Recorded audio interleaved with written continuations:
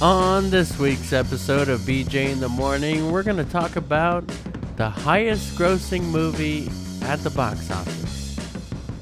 Let's go.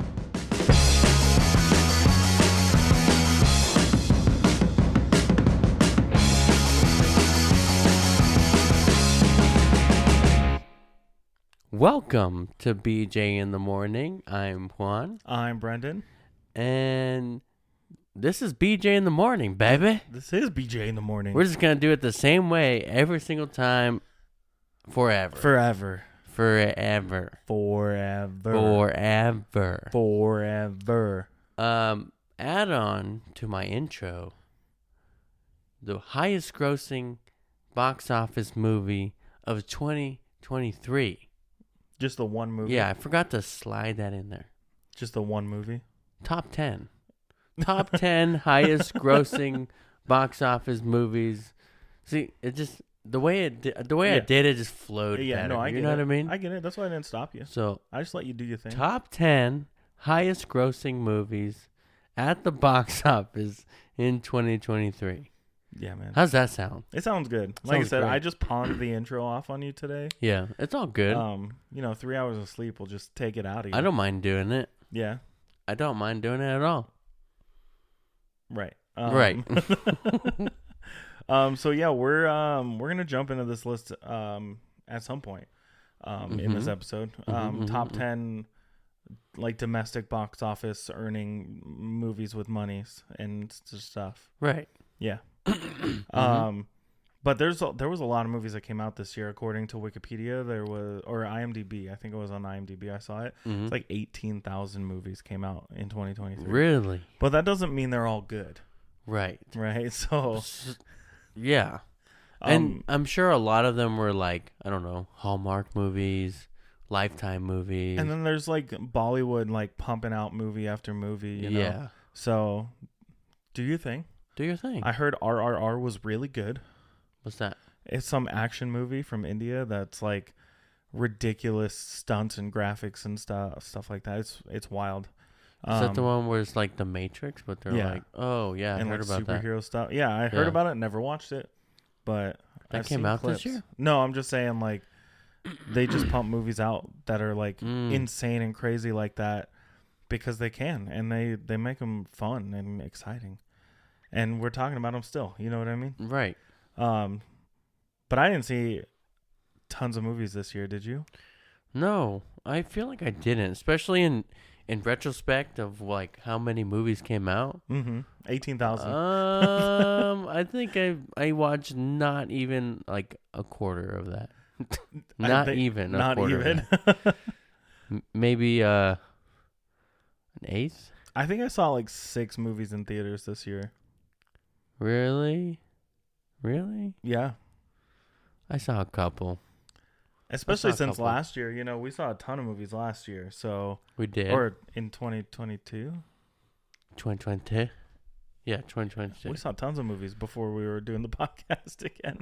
Yeah. Crazy. But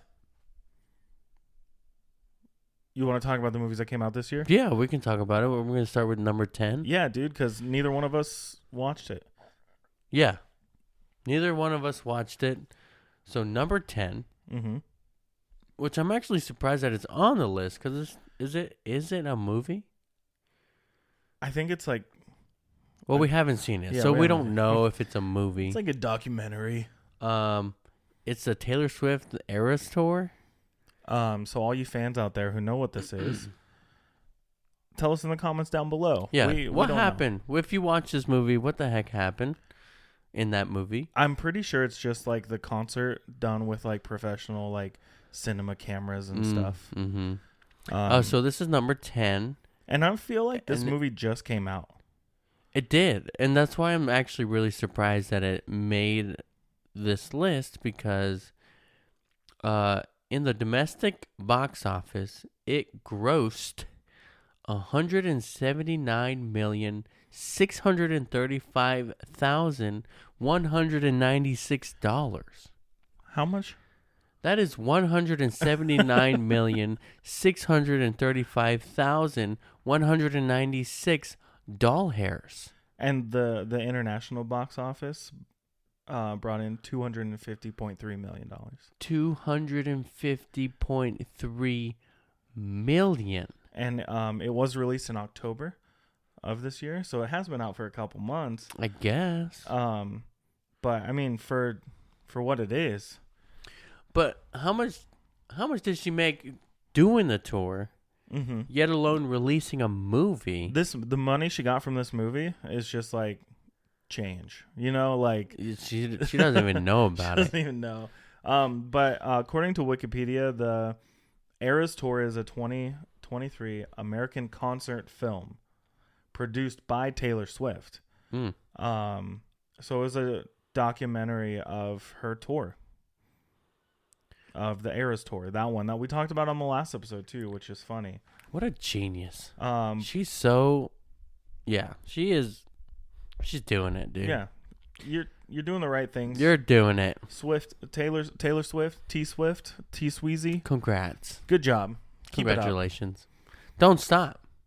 Don't stop till you get enough. Don't stop till you get enough. There you go. Shamo. But I feel like a lot of artists have done these kind of things before, especially big pop stars.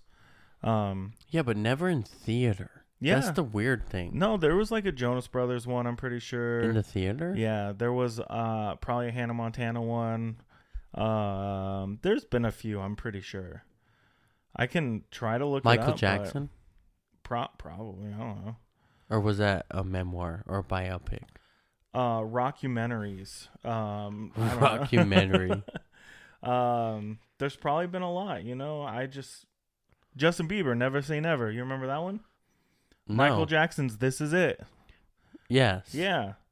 Hannah Montana and Miley Cyrus, Best of Both Worlds concert. One Direction, This Is Us. Eddie Murphy Raw is apparently in this list. That came out in theater? Yeah. Recently? Well, not recently. Not recently, but Katy Perry, Part of Me. Really? Yeah, the Jonas Brothers 3D concert experience. You don't remember that? No. Kevin Hart's What Now? That came out in theater? Yeah, Glee, the 3D concert movie. What? Metallica Through the Never. I've never heard of any of these. BTS World Tour Love Yourself and Soul. BTS? What is that? I don't know. I'm just reading off this list. 90% of this list, I have no idea what it is. Before the sack. Sure. Yeah, let's go with that. That sounds great. I don't even know what BTS is. But apparently they had a movie. Eventually, at some point, they had a movie. But yeah, no. It's big concerts produced with like expensive cameras and film editing and all that kind of stuff. I've only heard of one of those concerts. Taylor Swift, the Eras Tour. And it was the Michael Jackson one. Yeah. I'm pretty sure. I don't think I saw it in theaters, but I remember it being in theaters. Mm-hmm. So, but yeah, I didn't even know the Taylor Swift Eras Tour was a thing in theaters. Well, it is. We were supposed to go watch it, and then we ended up not. I'm sure you're okay with that. Yeah. Yeah. What's next on the list, Juan? Number 9 on the list is a controversial movie. Mm-hmm. And is also why I'm surprised that it's on this list. Yeah. Because it was so controversial. But number 9 is The Sound of Freedom. So I heard a lot about this movie from TikTok. But I don't think I ever saw just people talking about it. I saw people talking about it, like saying that the movie theaters or companies were trying to like turn off the air conditioning to make people leave. Yeah, they didn't want people to watch the movie. And try to like do technical difficulties and have people wait hours just to watch it. Like, I don't know how true all that is, but if it is true, it's like I didn't watch this movie, but what was in this movie?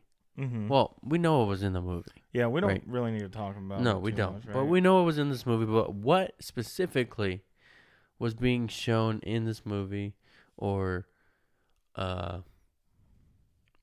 leaked? Like information about things and people and... Yeah. You know, because I feel like this movie happened because of other events that happened, like when big people like stars in Hollywood, government, whatever. Mm-hmm. We all know who I'm talking about. I really am trying to just avoid like saying trigger words and like, you know what I mean? Yeah. But when these people are accused of things, Mm-hmm. they want to keep themselves out of it, right? So doing all these things that people said, like turning off the air conditioning and like, oh, this company doesn't want you to see this movie. It's like, if the company really didn't want you to think these things, like they wouldn't, I don't think they'd go that far. Yeah. Like they wouldn't, reacting is just way, like blowing it way out of proportion, I think. Well, this movie was released by Angel Studios. Never heard of it. Let's see if I can read up on it real quick. It came out the 4th of July. Angel Studios is an American media company based in Provo, Utah, or Provo, Utah. I don't know. I've never been there.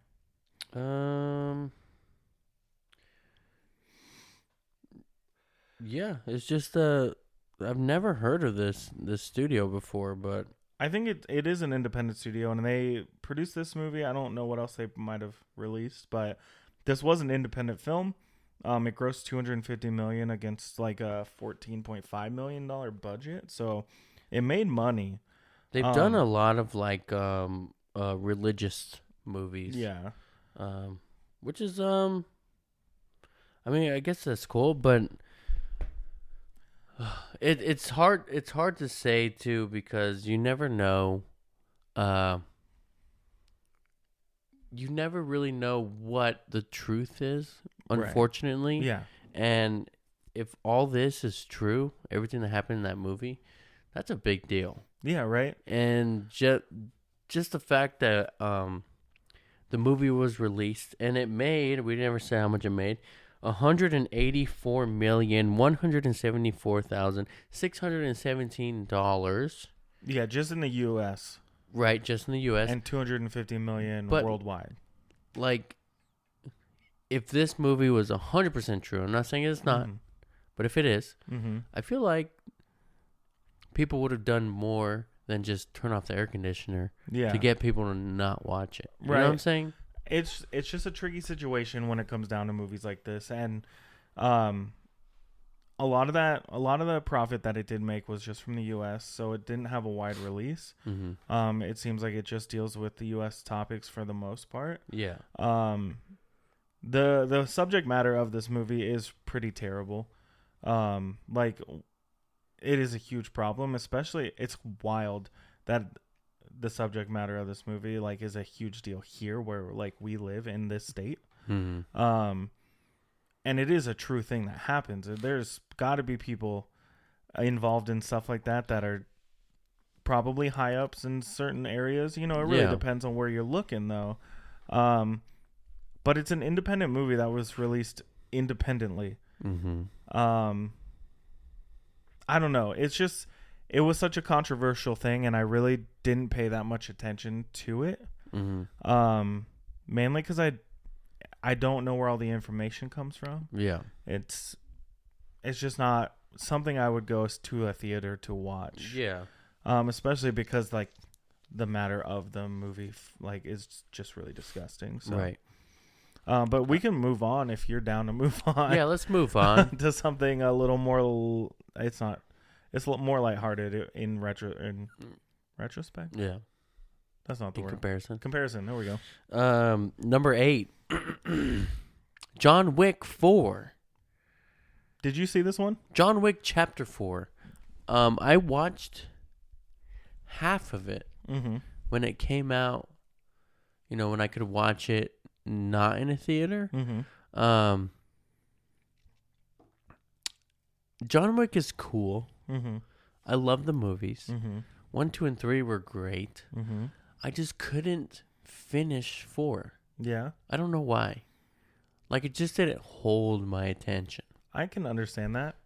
And I've watched the first John Wick. That's it. It's good. Most of the time, though, I was like, oh, this is a cool scene, and then I'm just scrolling on my phone. It's the same movie. So, yeah. And was there more CGI dog poop? I don't think so. I'm not sure. But this movie made a little bit of change. Yeah. $187 million. Do you want me to read the whole number? Like you have been? Okay, so $187,131,806 in the U.S. box office. Jeez. Which is a little bit of money. Can I have just one of those millions? Just one? Just one. 1 million? Or? Yeah, just one. Hell, I'll take $6 right now. Yeah. The $6 on the back? Yeah. Just chop it off. Just a little bit. Just to get a Throw it this rounded way, number. But yeah, I didn't see this one, obviously. I bought all 3 of the first John Wick movies, and I just wasn't into it. I don't understand the hype. I don't understand, like, it is cool. The scenes are cool, but... That's all it is. Just cool fight scenes. Yeah. We like Keanu. We do like Keanu. We like Keanu. But yeah, there's not much to say about John Wick, dude. Mm-hmm. So we're going to move on to the next one, which we both saw. Yeah. And we both talked about. Mm-hmm. It is Ant-Man and the Wasp, Quantumania.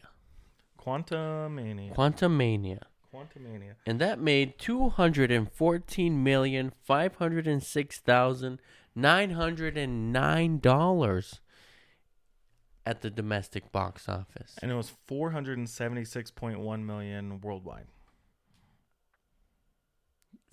Only 200 more million?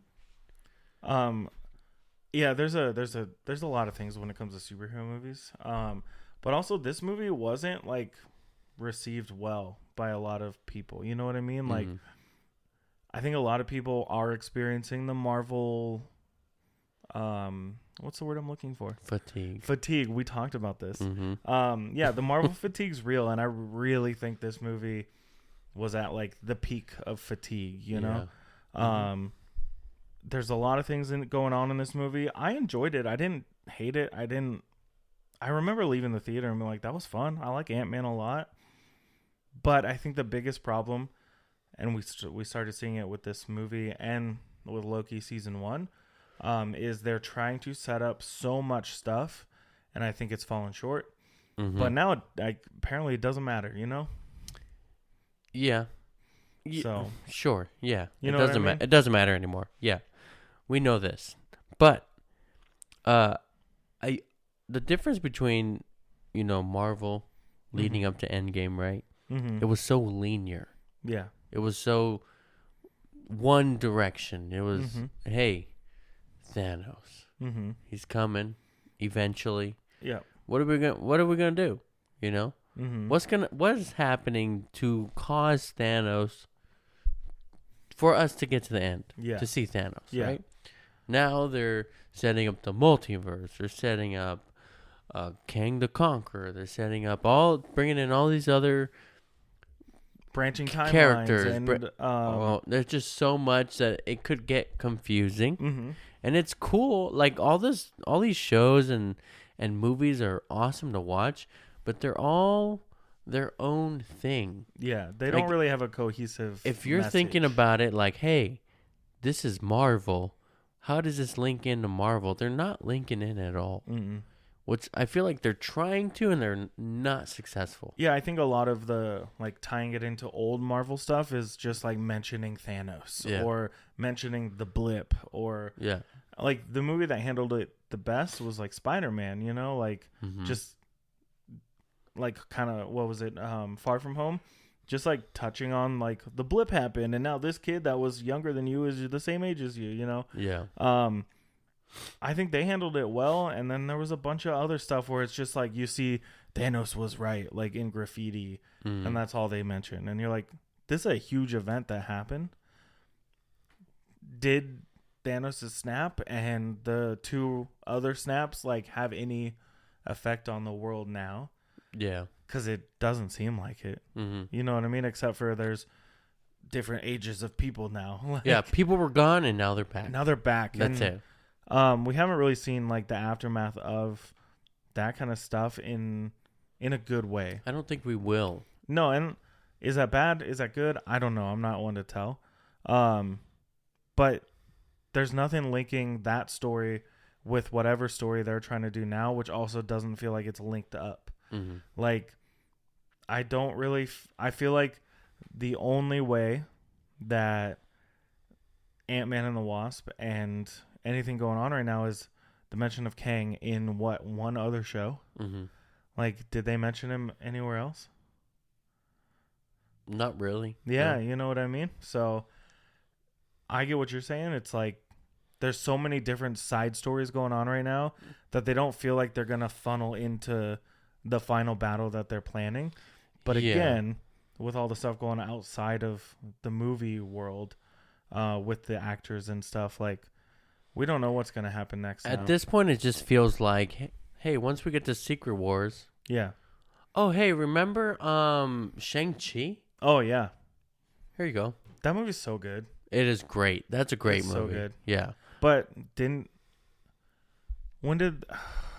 never mind. I'm blurring things together, and I don't want to talk about What If. So, yeah, which we should after the episode. Yeah.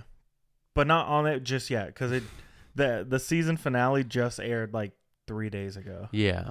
By the time you're listening, it's been a couple weeks, but it's still not enough time for you. Sure. If you haven't watched, I'm not saying you. I'm saying the listener. We should do a breakdown of What If, because that is one of the shows that was great.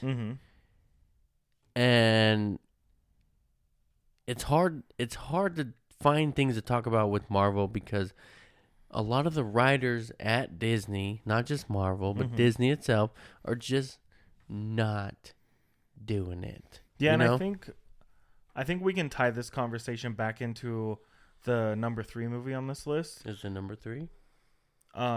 We can tie it back when we get to that one. Just what you said right now. Well, we can also tie it in with number 6 and 4. But the writers at Disney, right? That seems to be the people that they're like contracting or bringing in, or the writers they already have on staff to write some of these movies.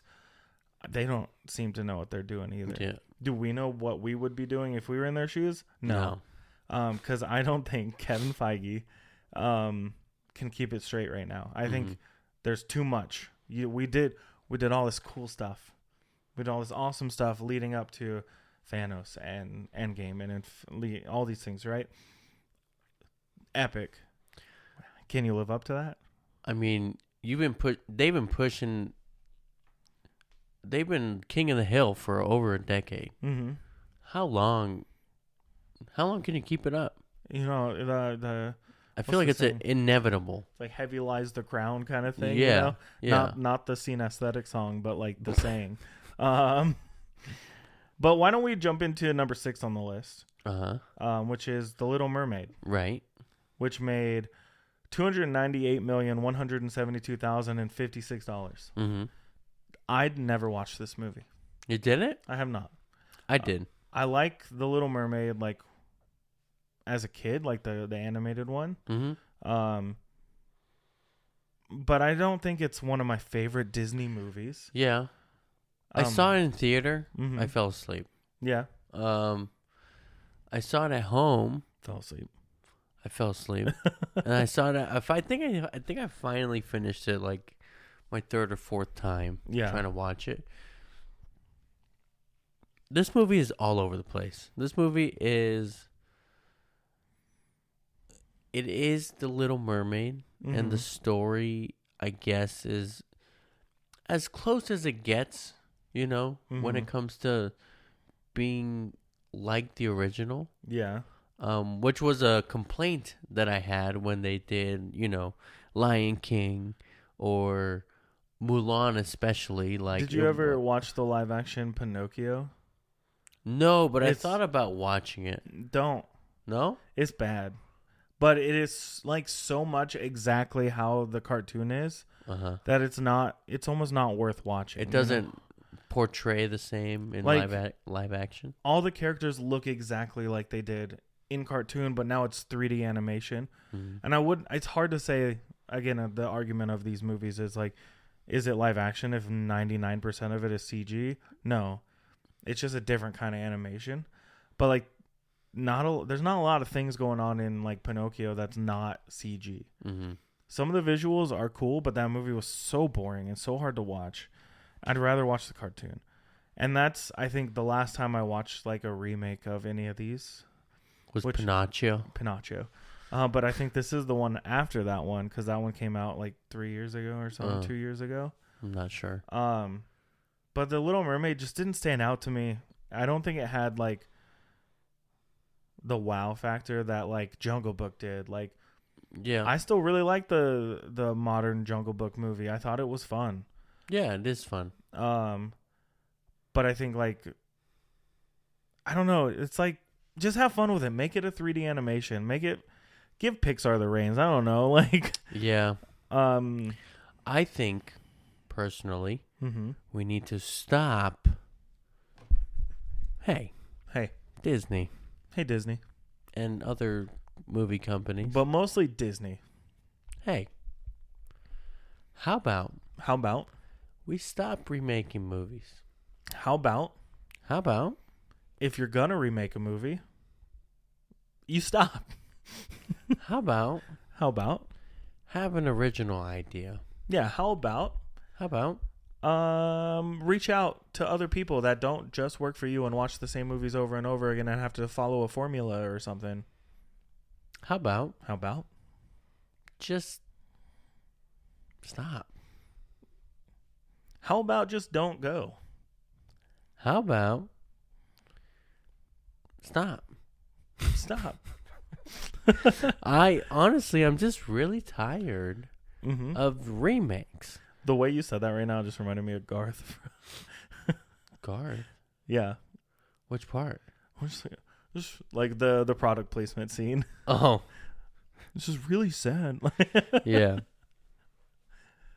You're picturing it. You watched the whole scene in your head right now, didn't you? I just did. But yeah, no, I get it. We're tired. It's getting old. All these remakes. Getting old. And it's not hitting. No, and I don't know. What was the last time that you watched a remake and were like, yeah, this was sick? Maybe we got to do a whole episode on that. Just remakes? Yeah, just the good, the bad, the worst. And the ugly.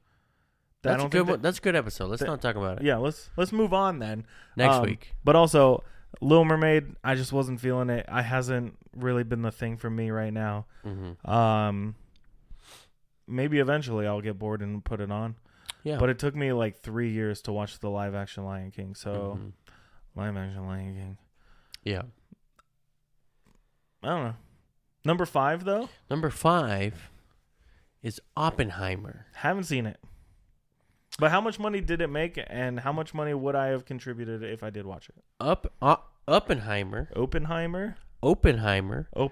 brought in a whopping $326,098,985 in the domestic box office. Dollars in the domestic box office with the money and the popcorn and the sodas. Wait, those monies don't go into it. With the movie tickets and that. Right. Yeah, I didn't see this movie. I really wanted to go see it in the IMAX like special screening, and they were only showing it for like one day here in town. So yeah, I felt like I felt like if we were gonna see it, it should have been in the IMAX. Yeah.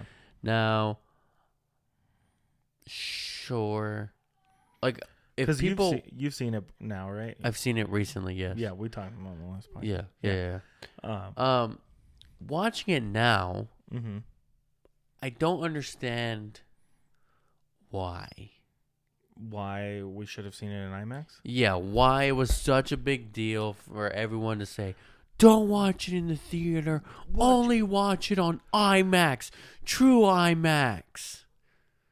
I think a lot of it is just because what's his fuck? Christopher Nolan, right? Recreated an atomic bomb for real without you know what I mean, like replicated it practically. So like cool. There's a lot of really great actors in this movie. There's a lot of cool things. I haven't seen it. So I don't know. Let me tell you something, though. Tell me something, though. I don't know if it's going to spoil the movie if you haven't seen it. At the very end. Not even. It was like 3/4 of the way through the movie. Yeah. Which is, in a 3-hour movie, like 2.5 hours in. Yeah. You know? Sure, it's at the very end. That doesn't matter. But if you're going to be, if people, I want to say people of the internet, right? You're going to say, only watch it in IMAX, and you make me excited to go watch it in IMAX, and there's only one scene that is worth seeing in IMAX? I get it. I get what you're saying. And you said this was streaming already? Or did you buy it? Your mom. Yeah, that's right. My parents bought it, yeah. It's so funny that the episode where we already talked about all this stuff just came out. Yeah. But it's like weeks ago for us. So I'm trying to come back to it all. Yeah. I want to watch it. I just haven't had a chance to yet. It'll happen, and I think it's one of those movies I'm gonna watch alone. You know what I mean? I feel like I'm gonna enjoy it. You know what'd be funny? Just watch it on the Quest. Yeah, that would be great. I say yes, watch it alone, because if you have to stop or take your attention away from it, you're gonna lose it. You won't understand what's going on. And I like biographical movies and stuff. I know a lot about Oppenheimer and like the development of the atomic bomb and like the history of World War II and everything. Like, it fascinated me to read up on all these things and learn about it even before this movie was coming out. So during that movie, they brought up the H-bomb. The hydrogen bomb. And I thought they were going to take a wildly different turn. Yeah. Like, I thought, like, oh, we're going to get to the atom bomb. And then they talked about bombing Japan and all that stuff. And then I thought it was going to be like, oh, shit, now we have to develop this hydrogen bomb to be ahead of the game, be ahead of Russia, be ahead of Germany, whoever's trying to continue to build these bombs. And the end of the movie gets really dark in a way that I also don't want to spoil it for you. It's a history movie, so if it's historical, like I said, I know about like the end of like how things happened after the bombs were dropped, if it has to deal with that, but like you don't need to spoil it for any of us right now. No, I don't want to spoil it, but it has to do with Oppenheimer himself and his thoughts. Yeah, because I know he was a really weird, like, kind of messed up dude. Like, he didn't like process things the way that other scientists were at the time. Yeah, but the fact that his bomb hurt people, lots of people, it kind of messed him up. Oh yeah, no, And after the fact, you know, they didn't clear his security clearance. That's this whole movie. Yeah, the whole movie is the fact. Why is Oppenheimer not being cleared to make another bomb? And why was he cleared in the first place to make this bomb? That's basically the whole movie right there. And then they start off with, you know, them interviewing him from the end of the movie. And then they start filling in the gaps and all that stuff. Gotcha. So when they bring up the hydrogen bomb, at the end of the movie, they like cleared, you know, a project for the hydrogen bomb, but Oppenheimer had nothing to do with it. Right. And I personally just thought it was going to take a weird turn on like, okay, now we talked about the atom bomb, now the hydrogen bomb, but it didn't even like touch on any of that. Yeah. But basically the end of the movie is just Oppenheimer concerned that like his name's attached to that. Well, they're the reason for the end of the world is the thing. Yeah, no, yeah. Yeah. So I'm gonna watch it. You didn't ruin anything for me. Okay. It's one of those movies where I didn't need to run to the theater unless I like seeing movies in IMAX. Cool. It would have been fun, I'm sure. I'm sure we can sit here and say like, oh, I don't see why it was worth it, but it would have been different if we went, you know? Just the experience alone of IMAX is really sick. Yeah. But it wasn't one of the movies like the next 3 where I was like, I got to go see this movie right now. You know what I mean? so we can always swing back to Oppenheimer at a later date after I watch it. But we can also jump right into Guardians of the Galaxy Volume 3, which made $358 million, 995,815. Dang. Which is a really solid number for Marvel movies in this day and age. Yeah. And like I said, we're going to swing back to this for the next two on the list about Disney writers. Mm-hmm. I feel like Guardians of the Galaxy's writers nailed it. You know what I mean? Yeah. I think, wow, I'm struggling with names today. I should sleep more. James Gunn. I think James Gunn had a vision, and Disney was just like, yeah, finish it. Do what you got to do. Yeah. I think Volume 3 is better than Volume 2. Mm-hmm. I don't think it's better than Volume 1, and I think a lot of that just has to do with the fact that it was so iconic when it came out. Yeah. But this movie made it did a lot, you know? Yeah. I really love that the movie starts out with action. Mm-hmm. You know, with Adam coming straight down and just messing them up. Yeah. And I thought that was a really great way to start it. The High Evolutionary is pretty terrifying. Rocket's backstory, finally, we got it after speculating and everything. Mm-hmm. This movie makes you cry, it makes you laugh. It's action-packed. I have only watched it, I think, twice since... Oh, I've seen it like 4 or 5 times. I definitely need to watch it again.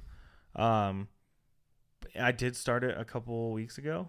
And that opening scene is just so good. It's great. Yeah. There is some big differences, like technically, with this movie from the last two. Mm-hmm. James Gunn does a lot of whip pans in this. Did you notice? Where like the camera just like whips over to something else and whips back. Mm-hmm.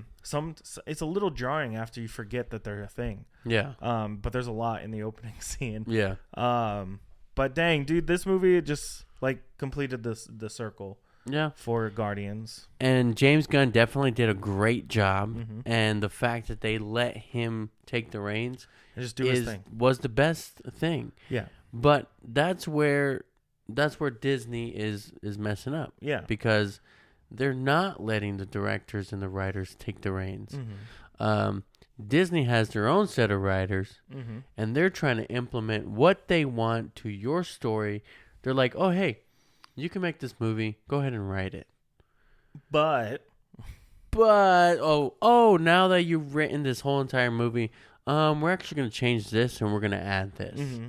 Or we want this. Yeah. Or we want the diversity or whatever whatever message they want to put in there. We're going to gender swap every single character. We're going to make this character a little kid and make this character really old, and now they're different characters, but they're actually the same character. And that's where a lot of that stuff gets confusing because they're like, "Oh, hey, this character was supposed to be a boy. Mm-hmm. Now it's a girl." Yeah. That's fine, but it was written for a boy. Yeah, like in the original script. Yeah. Right. And it just doesn't relay the same message. Mm-hmm. And I will say, like, just in this aspect of things, sorry to cut you off. Yeah, it's fine. But, like, they changed Cosmo to a girl dog instead of a boy dog from the original, like, comics, right? Mm-hmm. Like, Cosmo's like a Russian dog. Yeah. Right? And do you remember the actress's name? It's tough because it's Russian. Anyways, I don't want to look it up. But she was in the Borat sequel, right? But then she voices Cosmo, and Cosmo is one of those characters in Marvel that I've always just been like, I like Cosmo. Mm-hmm. I think my favorite version of Cosmo, honestly. Yeah. With the puppies and everything, great version of Cosmo. Well, if it works, it works. If it works, it works. Right. But I also heard, and we don't have to talk about it now. Mm-hmm. But I also heard that Ryan Reynolds was actually in a lawsuit with Disney, potentially. This could be complete. Don't mark my words on this because it could be. Check the facts. Completely. Show me the Carfax. Yeah, exactly. Yeah. But I heard, one of the things that Ryan Reynolds wanted when he joined Marvel, not Fox, Marvel, was that he wanted full control of Deadpool. Mm-hmm. He wanted Deadpool to be Deadpool. Mm-hmm. He wanted Deadpool to be rated R. Mm-hmm. and he wanted to continue what he was doing with Fox, but with Marvel. Yeah. They said yes. But now they're like, we didn't really say yes. Actually. But yeah, now they want to add in this other shit, or they want him to tone it down, or whatever the deal is. I think we've talked about like my ideal, like bring Deadpool into other movies type of thing, right? Where it's like, let Deadpool know that he's in a PG-13 movie. Well, he can't cuss, it bleeps it out, and he knows it, he hears it, he can acknowledge it. Yeah. You make the joke a couple times, and then he just stops doing it because he's sick of it. That's it. That's how you do it. Yeah. But look at Guardians of the Galaxy and how different it is from the last couple Marvel movies, especially Ant-Man and the Wasp. Like, cool, are they both bright and colorful? They take place in, like, I don't know if I'd consider Guardians, like, in a different, like, spectral plane or anything like that. It's not a different dimension. But it's, you have Guardians out here, you have Ant-Man, and then you have the Quantum Verse, right? Is that what they call it? The Quantum Realm? Quantum Realm. There's lots of verses going on. So the Quantum Realm. Quantum Verse. But like they're all just layers on top of each other. So they should be able to mirror each other. They should be able to like feed off of each other. But Guardians of the Galaxy was its own thing. Are there implementations that it could expand elsewhere? Yeah. We don't know what else the High Evolutionary did. Right? We don't know what else, the Guardians have had their hands in. And the fact that we also got the Christmas special for the Guardians where they came to Earth and kidnapped Kevin Bacon, and that is canon. You know what I mean? Like, there's these little things that weave in and out of it. And I don't know, the Guardians just, it did what Ant-Man and the Wasp didn't for me. Yeah. And I love Paul Rudd so much, and I love the Ant-Man character that was started in the first Ant-Man movie. But Guardians was the superior Disney Marvel movie of this year, I think, for sure. Agreed. And the box office says it. It sure does. It sure does. Brother. Yeah, brother. Number 3 on our list. Again, ties into the conversation. With the same shit we've been talking about this whole time. Spider-Man Across the Spider-Verse. This one was released by Sony, with Marvel, and they brought in $311,319. So, wrapping it back into the last conversation. They're all $381,311,319 doll hairs. Lots of threes for the second movie in the franchise. So I think when the first Spider-Man like Sony movie came out, right? Like the Spider-Verse movies. It was so different and so like a breath of fresh air for the Spider-Man everything, right? We have so many different Spider-Man movies. Yeah. And I love that like No Way Home bridged the gap and made them all make sense. Spider-Verse made them all make sense even more. And then Across the Spider-Verse was like, guess what? Hey. There's a Spider-Verse. Hey. It's fine. Yeah. This one was such a breath of fresh air because it was a animated Spider-Man movie. Spider-Man. In The Amazing Spider-Man 2 when he gets sick. He's like, I'm Spider-Man. Yeah. But this was an animated Spider-Man movie that was not a children's movie or show. Right. You know what I'm saying? Which was pretty... I mean, kids can still watch it, obviously, but it was like... It was made for... It had the older story. Yeah. And they had a story that was leading in to something else, which is great. You know, when you see the first one and then the second one comes out and then you can see how long ago they wanted to tie everything in. Like, it's like they wrote the second and the third movies at the same time as writing the first one. Right. It all fits. They wrote one long movie and just broke it into 3. Yeah, and I do remember when this one came out, everyone complained that it was a part 1, and it's like, of course it's a part 1. Well, they told us. They did. In the first movie. Right, you know? right away. Right away.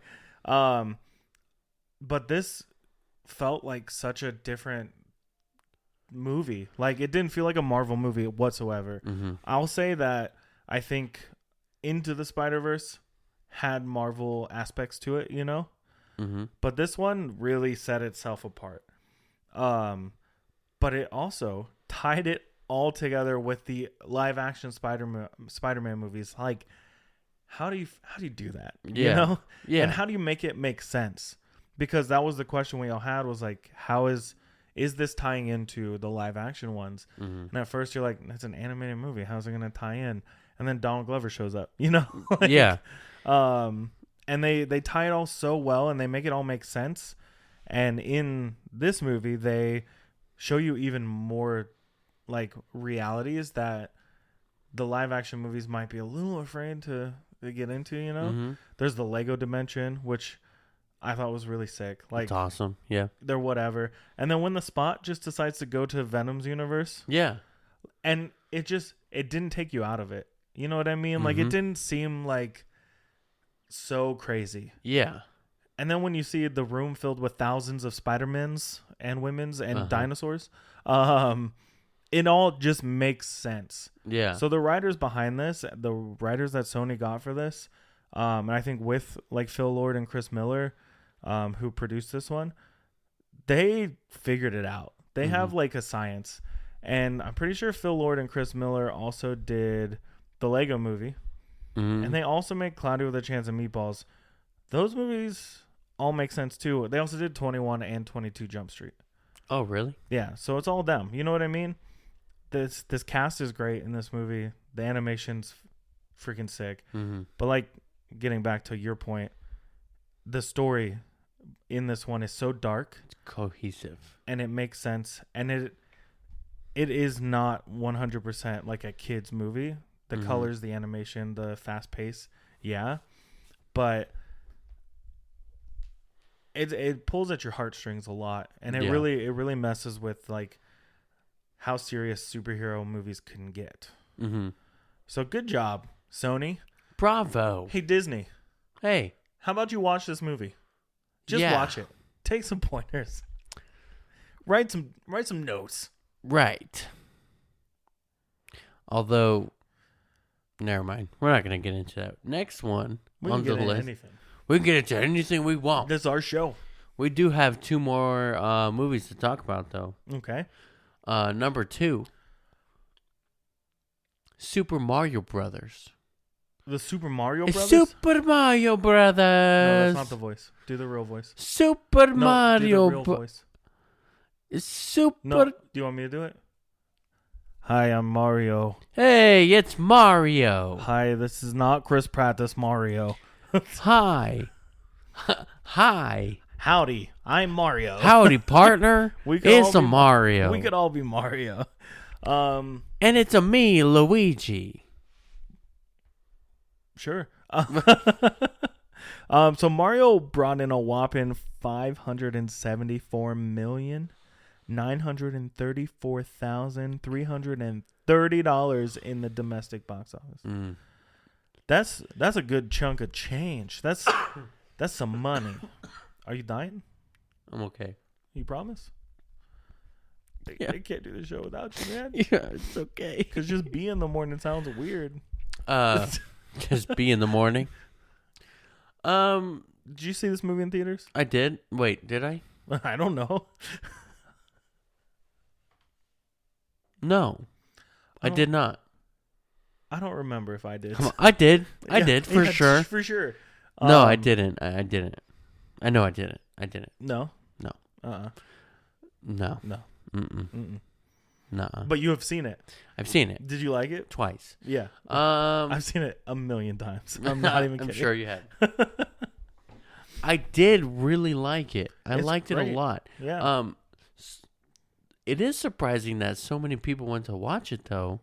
When they were hating on they it were so much? Yeah, after the first trailer, they were like, "That's not a Mario voice." Well, Chris Pratt really didn't do a voice for this movie. Well, actually, I don't think Toad would have such a deep voice. Who's voicing Bowser? He sounds stupid. Ugh. Ooh, Seth Rogen's in this. Ugh.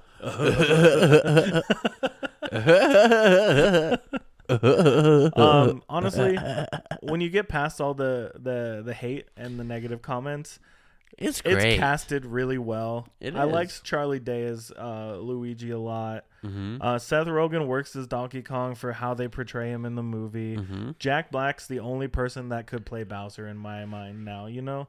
I didn't hate anything about the casting or, when they first announced it, I was like, really? What? Yeah. But I liked this movie a lot. I think the animation worked really well because it looked like, I don't know if this makes sense, but did you play Mario 64 back in the day? Uh-huh. And when you see videos or clips of it now, does it look like how you remember it looking like? No. No, because in your head, it looks like this movie, right? Yeah. You know what I mean? Like, that's how you filled all the gaps. I know what you're talking about. So I think the movie was bright, colorful. It made sense. It had a good story. It had a lot of elements from all the games that we love, that we grew up playing. All the Easter eggs. Yeah, it had so many Easter eggs. So many fun things to find. And as soon as you get past the fact that Mario doesn't sound the way that you think Mario does, it's good. It's a great movie. Which I was a little upset about that. I'm like, you know what? He needs to be, it's a me, a Mario, It's a me, a Mario. So I want to ask you a question. If I just played that voice line for you for 2.5 hours, would it get annoying? Yeah. And that's probably why they did not go that route. Sure. And I was one of the people that was upset about it, but it worked. Mm-hmm. It did. Watching the movie, I wasn't like, I'm mad. Original Nintendo fan. Every time he talked. Not my Mario. Not my Mario. But like you said, once you get past that, and there wasn't much to get past, it's just like acceptance, right? Mm-hmm. You watch the movie, you know he's not going to sound like Mario. Mm-hmm. Accept it. Accept it. And watch the movie. There's cool scenes. It's great. There's Smash Bros references. There's friggin' Mario Kart references. There's OG Mario references from when he wasn't even named Mario. Donkey Kong references. When they showed Diddy Kong, lost my stuff, man. Just for a second, too. Because Diddy Kong Racing was one of my favorite games as a kid. Yeah. I love Diddy. I still have it. Why aren't we playing it right now? I don't know. But I really love this movie, and I think it's great that a video game movie finally figured out something. Yep. And I'm glad it's a Nintendo movie because the old live action Mario Brothers movie made Nintendo not want to make movies of their games ever again. Mm-hmm. So they figured something out for this one. They did it right. Good job, Universal. Good job. Now they're talking about doing a Legend of Zelda show or movie. Really? Which comes up a lot, honestly. But that's been in talks for a long time. It's just because the source material is so awesome. It's another adventure similar to Lord of the Rings or whatever. It's something that they need to figure out and do it right. Mm-hmm. And we've never heard Link talk. So you got to decide right now: is he going to talk or is he not going to talk? Is he not going to talk? And if he talks, you Ooh. hey, you hire the best gosh darn voice actor you can find. And the way you test them out is with one sound. Yeah, that's the one. Or which one? You know the one. Yeah, there you go. Those are the ones. You just test them on those. Fucking hired. I'm hired. I'm out. Yeah. You're the new voice of Link. I just got a call from my agent. You have an agent? I'm out. It's a no for me, dog. It's a no for me. I'm coming with you. But Mario, great. Good job. Awesome. Yeah. Can't wait to see what's next. Yeah. And I think it's really cool because they also like. Wait, one more. He's riding the horse. Whoa.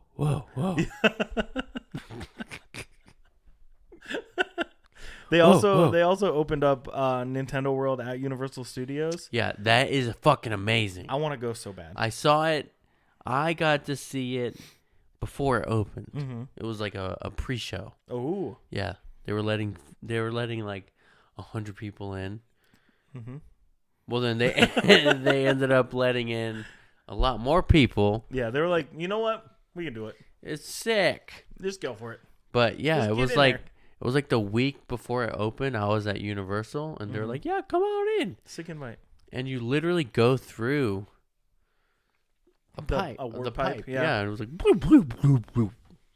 I want to go so bad. It's awesome, dude. When can we go to Universal? Because I have not been since 2010. Let's go this year. Let's go. Let's save up. We'll sleep in my car. Save up some money so we can get the fast passes. So Yeah, for sure. Yeah. For sure. But also number 1 on this list. we can talk about it, but not too much because we did talk about it last week. Yeah, we did talk about it last week. But number 1, highest grossing film of 2023. Should we say it together or just like a 3, 2, 1? Barbie. There we go. We did it. Barbie brought in $636,219,187 domestic bucks. Doll hairs. They changed it from box office to bucks office. You know what I'm saying? Exactly. It's the dumbest joke I've made. We're going to end the episode right here, right now. Barbie brought in 6 million doll hairs. Yeah. Because Barbie's a doll. Real fast. Let's talk about Barbie. Mm-hmm. I think it's really it's kind of fun that the highest grossing films, the top 4, are all like toys and games and comics stuff. That's kind of fun. That is very fun. I think that's pretty interesting. Barbie, we already discussed. That movie wasn't really made for us. Yeah. So as we talked about last week. Right. And it definitely wasn't, but it was still a fun movie to watch. It's got some great scenes, some great moments, some really good writing. The fact that it was announced back in September 2009 and it just came out is insane. Mm-hmm. But yeah, man. But look at the top 4 or the top 5 even. Mm-hmm. How many of those are remakes? Technically, if you really want to get scientific with it, the Mario Brothers might be considered a remake. Don't. Spider-Man might be considered a remake.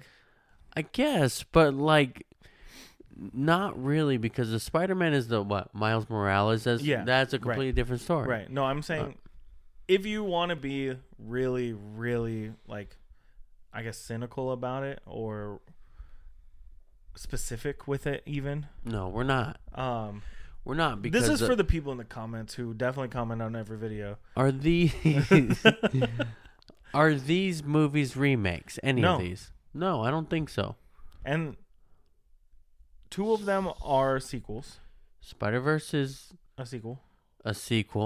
Guardians 3 sequel. Originals, though. Yeah, they weren't just rehashed things. Exactly. Exactly. If Across the Spider-Verse came out before Into the Spider-Verse, it would have still probably done well. Well, yeah. On its own. But yeah, none of them are remakes. That is I didn't even think about it until you pointed it out. Mm-hmm. So What does that tell you? What does that tell you, Disney? Hey. Little Mermaid number 6. You know why it was number 6? I don't know. I didn't see it. Because people were like, The Little Mermaid's a good singer. What's her name? Haley Berry Belly? Yes, like what's her name? Halle Bailey. Halle Bailey. I kept wanting to say Halle Berry. Yeah, that's Halle where Bailey. Yeah, she did great. She did good. Yeah, I think a lot of people saw that movie just because they're like, really? But I haven't even heard a song from it. I don't think she should have had dreads though. That's my only complaint. I don't know why they made the movie. I haven't seen it. Anyways, yeah, Barbie was good for what it was. Mm-hmm. I think it looked really cool. Mm-hmm. I liked the sets. Like, they're all practical sets, which I thought was really, really, just really well done. Yeah. I really liked the transition scenes where they come to the real world and like the set like breaks apart like it's a play. Yeah. I thought that was really cool. Mm-hmm. The actors were all really great. I think there might have been some parts in the real world scenes that were too goofy. You know when they're chasing Barbie out of the building, the Mattel building? Mm-hmm. I think it looked a little too goofy. A little too goofy. Yeah. But also Will Ferrell can just be goofy and I laugh at it, you know? Right? So Will Ferrell can never do wrong. I bet you he could, but that's it. That's our list of movies, man. I don't know what else you want from me. Out of this list, or just movies you saw this year in general, what would you say was your favorite? I'm gonna go with out of this list. Okay. I'll give you 2. I asked for 1. Never mind. I won't give you 2. I'll give you 1 from our list. Mm-hmm. Okay. And it's a toss up between Spider-Man and Guardians of the Galaxy. Mm-hmm. I have to say, I think Guardians of the Galaxy takes it. Yeah. In my opinion.